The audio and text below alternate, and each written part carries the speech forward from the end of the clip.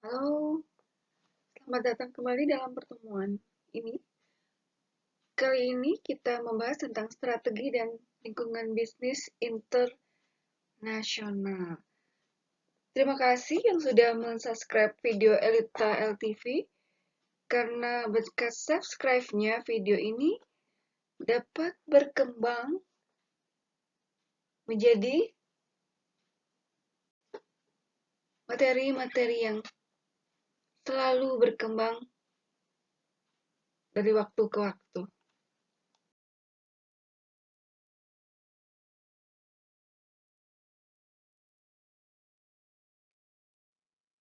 Bisnis internasional. Bisnis ini yang kegiatannya melampaui batas negara, bisnis yang mencakup perdagangan internasional, pemanufakturan di luar negeri, juga industri jasa di berbagai bidang seperti transportasi, pariwisata, perbankan, periklanan, dan konstruksi, perdagangan eceran, perdagangan besar, dan komunikasi massa. Semua transaksi bisnis komersial dilakukan oleh swasta maupun pemerintah di antara dua negara atau lebih.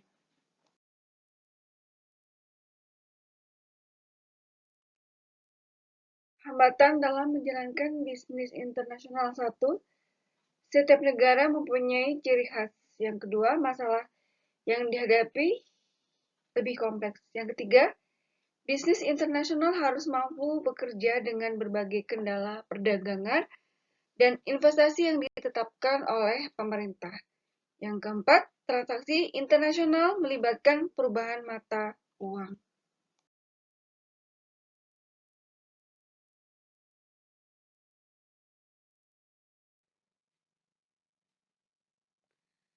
Memasuki pasar luar negeri dalam meningkatkan laba dan penjualan beberapa perusahaan multinasional menerapkan strategi. Satu, memasuki pasar-pasar baru luar negeri. Yang kedua, penciptaan pasar baru di luar negeri. Yang ketiga, mencari pasar yang tumbuh dengan cepat di luar negeri. Yang keempat, komunikasi yang lebih baik dengan perusahaan luar negeri. Metode yang digunakan dengan ekspor, pemberian lisensi, aliansi strategi, akuisisi, atau anak perusahaan baru yang dimiliki sepenuhnya.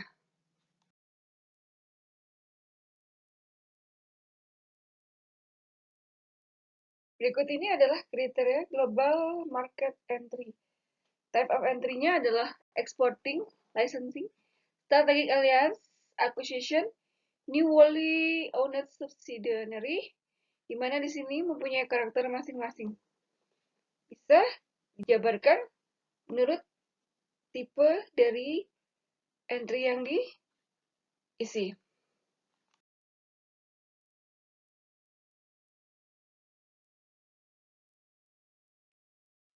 Dinamika memasuki pasar itu memilih cara memasuki pasar yang paling sesuai dengan situasi dan kondisi perusahaan. Di mana di sini keputusan memilih cara memasuki pasar itu berasal dari kondisi persaingan industri, keadaan negara tersebut, kebijakan pemerintah setempat, sumber daya, keunikan, kemampuan, dan kompetensi inti yang dimiliki oleh perusahaan.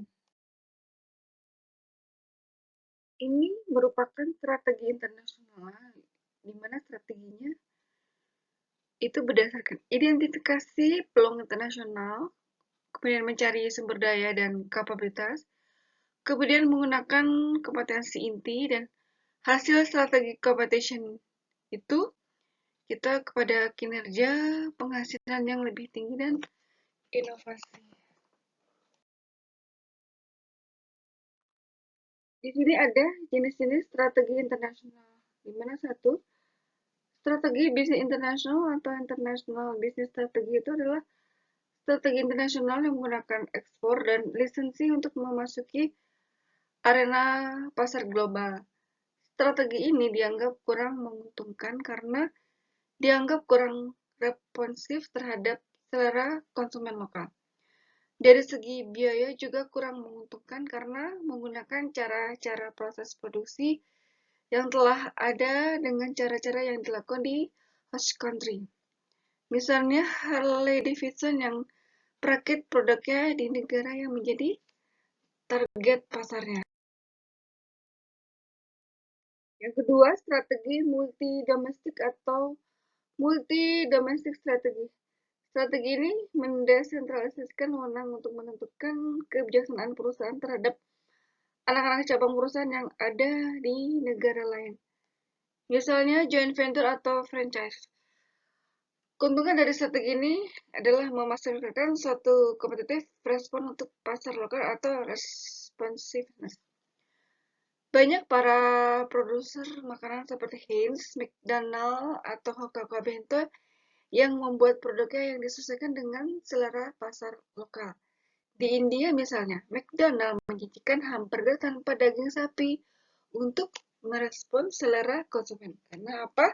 Daging sapi kan di India itu adalah tidak diperbolehkan dimakan. Begitu. Jadi ada, tetapi daging sapinya itu hanya untuk kalangan tertentu saja. Dan karena kebanyakan orang India itu tidak memakan daging sapi.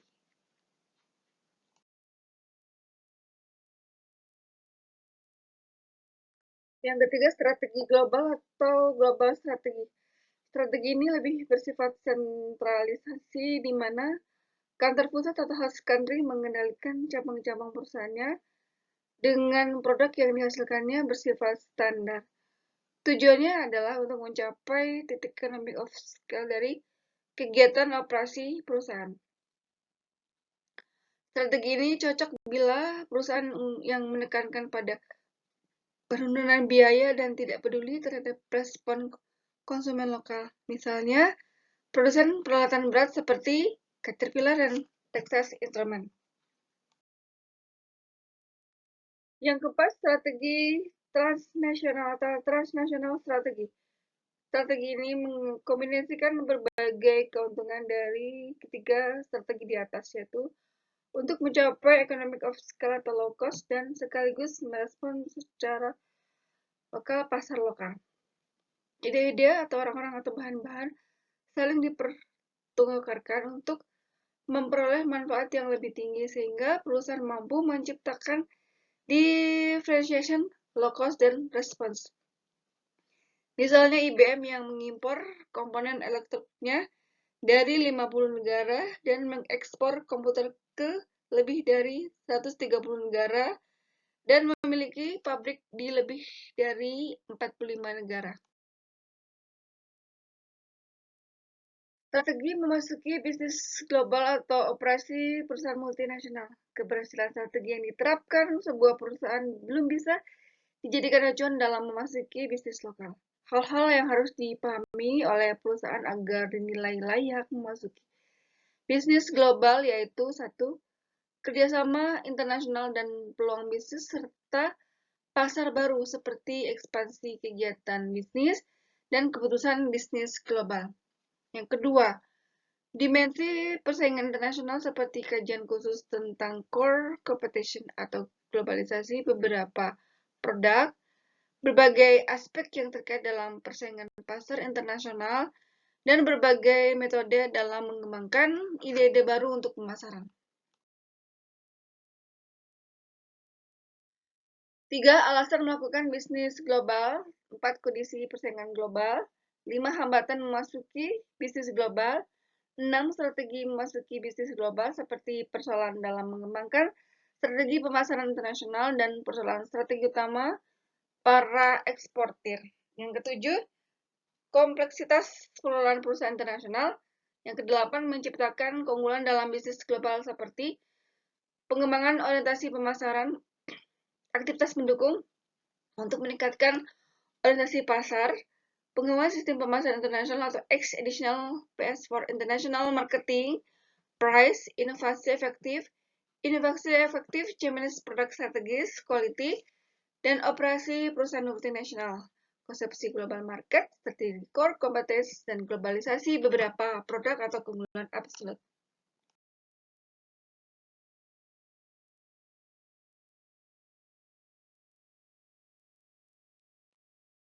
Dimensi persaingan internasional.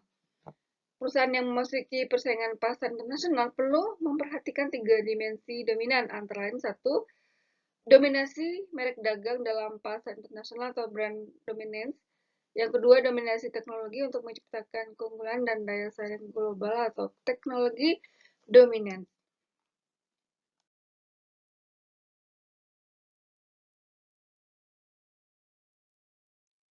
Tiga, dominasi kompetensi untuk dapat melakukan dan membuat sesuatu dengan cepat dan tepat atau kompetensi dominan seperti kajian khusus tentang core competence atas globalisasi, beberapa produk, kemudian aspek yang terkait dengan persaingan pasar internasional, dan metode dalam mengembangkan ide-ide baru untuk pemasaran.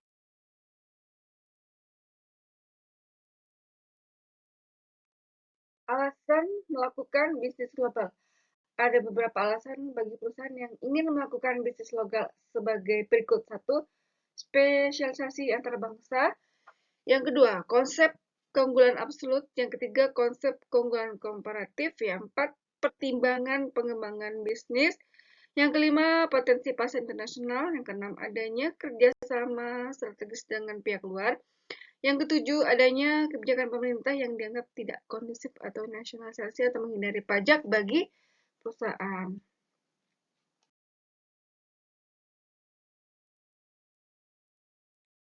8, karena adanya perbedaan atau desakan atau pilihan politik. Yang ke-9, untuk pelaksanaan usaha. Yang ke-10, mempercepat peningkatan keuntungan.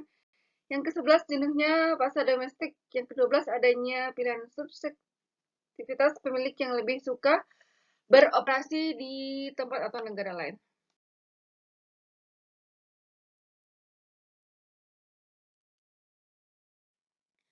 Kondisi persaingan global. 1, persaingan lebih terbuka dan adil. Yang kedua, yang unggul dan terbaik akan menang. Yang ketiga, promosi lebih intensif. Yang keempat, berada dalam perbedaan sosial budaya dan politik yang berbeda dan terkadang kontras. Yang kelima, gaya operasional lebih besar. Yang keenam, penelitian lebih luas dan intensif. Yang ketujuh, diperlukan wawasan yang lebih luas bagi staf dan manajemen. Yang kedelapan, kepemimpinan yang multikultural dan profesional serta andal. Cara memasuki bisnis global. Beberapa cara memasuki bisnis global bagi perusahaan baik yang sudah berjalan maupun yang baru mulai, dan hal ini tergantung model kerjasama dengan mitra kerja yang berada di luar negeri. Yang pertama, ekspor secara insidental atau incidental ekspor. Yang kedua, ekspor aktif atau aktif ekspor. Yang ketiga, penjualan tinggi atau licensing. Yang keempat, waralaba atau franchising. Yang kelima, pemasaran di luar negeri. Yang keenam, produksi dan pemasaran di luar negeri. Yang ketujuh, ventura bersama. Yang kedelapan, kepemilikan anak perusahaan di luar negeri. Kesembilan, menjadi pemilik atau minoritas atau mayoritas di luar negeri.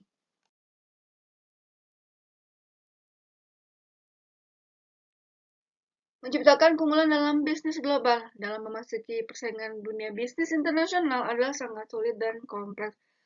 Karena itu, perusahaan membutuhkan berbagai strategi yang mengarah kepada penciptaan atau kreativitas yang dinilai mendatangkan suatu keunggulan untuk bersaing dalam bisnis global. Di antaranya adalah satu, mengembangkan sebuah orientasi pemasaran atau develop a marketing orientation.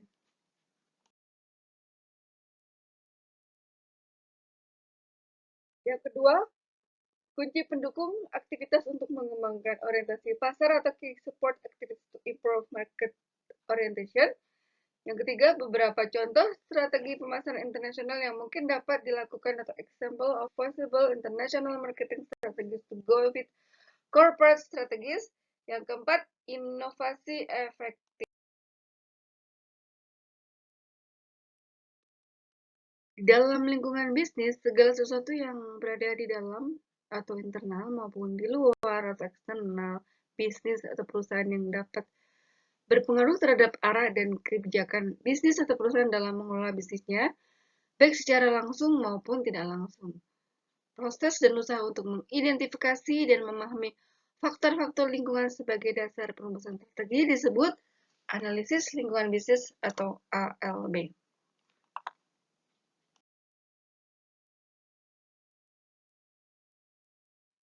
Berikut ini adalah model lingkungan bisnis. di mana lingkungan internal itu seperti aspek keuangan, SDM, pemasaran, operasional, informasi, dan manajemen. Lingkungan industri seperti daya tawar pemasok, daya tawar pembeli, hambatan masuk, persaingan dalam industri, ketersediaan barang, substitusi. Untuk eksternal atau makro itu ada ekonomi, politik, sosial, teknologi, budaya, hukum.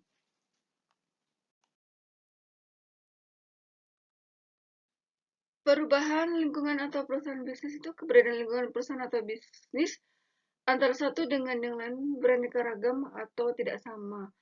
Ada yang stabil, dinamis, simple, kompleks, bersahabat, permusuhan, mudah berubah, terkontrol, dan sebagainya. Kondisi lingkungan bisnis dapat berupa stable, dynamic, simple, complex, friendly, hostile, fragile atau resistant, easily change atau to change, kemudian ada spesial atau unik, ada atau ke common universal, ada controlled dan uncontrolled.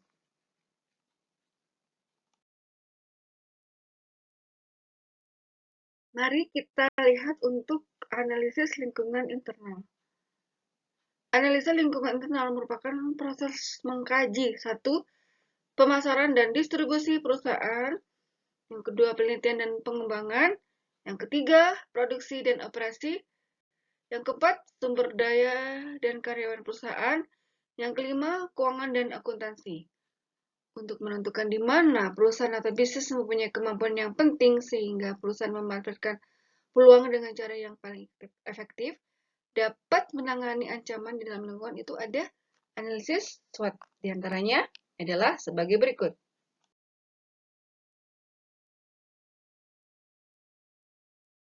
Analisis SWOT-nya adalah satu, seberapa kuat atau lemah staf, karyawan, atau manajemen kita. Yang kedua, seberapa kuat atau lemah hubungan bisnis dengan para penyalur. Yang ketiga, seberapa kuat atau lemah hubungan bisnis dengan pelanggan.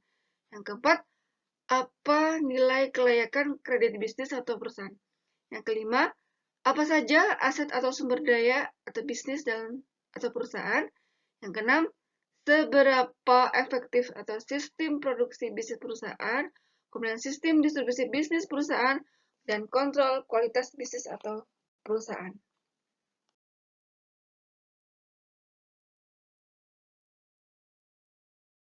7. Seberapa kuat atau lemah? Terdiri dari A. Sistem informasi bisnis perusahaan, B. Komunikasi bisnis atau perusahaan, C. Seberapa efektif atau ekstensif sumber daya sah untuk bisnis dan perusahaan. Yang D. Seberapa kuat atau lemah hubungan jaringan bisnis atau perusahaan dengan bisnis atau perusahaan lain dan pemerintah.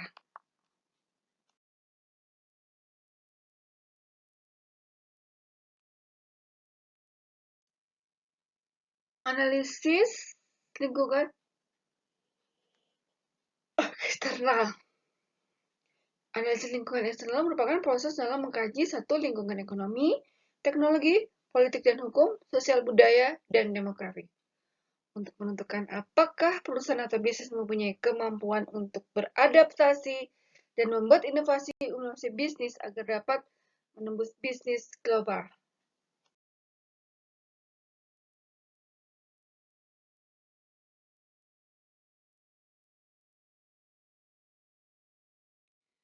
Lingkungan eksternal terdiri dari ekonomi, politik dan hukum, demografis, sosial budaya, dan teknologi.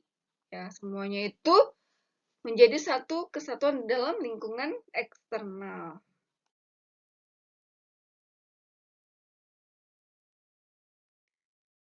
Analisis lingkungan ekonomi itu ada ketersediaan sumber daya alam untuk tingkat pengolahan, jumlah terdidik atau tidak terdidik, kemudian ada pengalaman, terus kemudian ada transportasi, terus komunikasi dan informasi, terus kemudian ada tingkat pendapatan tabungan masyarakat dan ketimpangan pendapatan devisa negara dan modal asing dan lain-lain.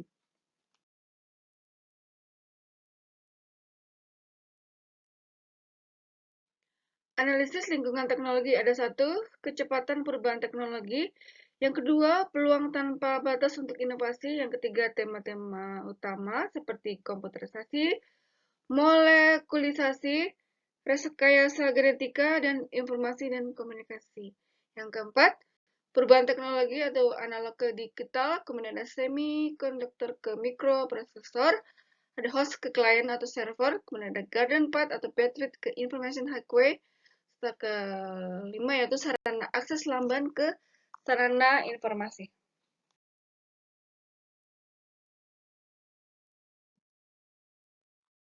Untuk analisis lingkungan politik dan hukum, politik terdiri dari ideologi negara, stabilitas politik, lembaga politik, hubungan internasional, dan peran pemerintah. Untuk hukum adalah kelengkapan regulasi, upaya penegakan hukum, dan kepastian hukum.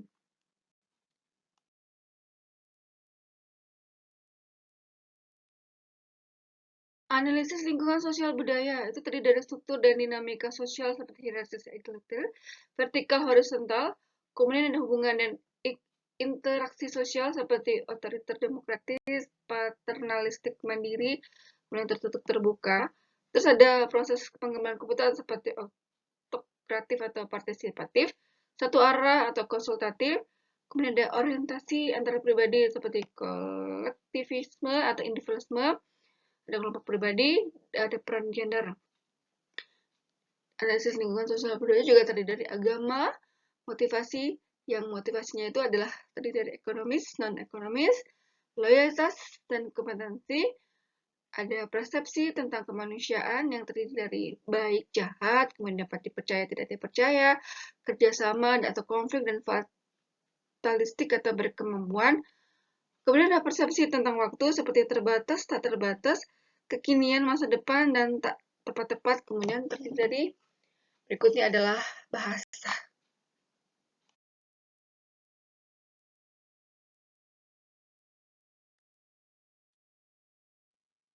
Analisis lingkungan demografi itu ada satu tingkat pertumbuhan penduduk, struktur usia dan gender, ada urbanisasi dan migrasi, ada status kesehatan, pola keluarga, dan tingkat pendidikan.